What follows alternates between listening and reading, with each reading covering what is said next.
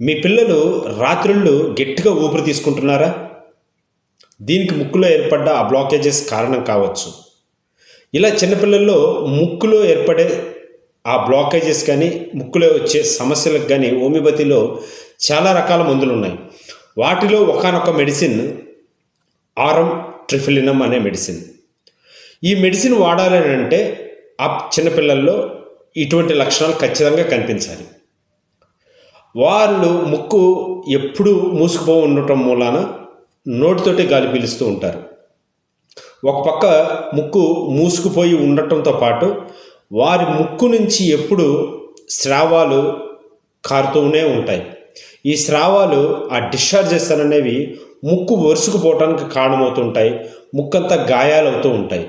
ముక్కు గాయాలవటం మూలాన ఆ స్రావాలతో పాటు రక్తం కూడా వస్తూ ఉంటుంది. వీరిలో చీమిడి పొక్కులు ఎక్కువగా ఏర్పడుతూ ఉంటాయి. ముక్కంతా మంటగా ఉంటుంది.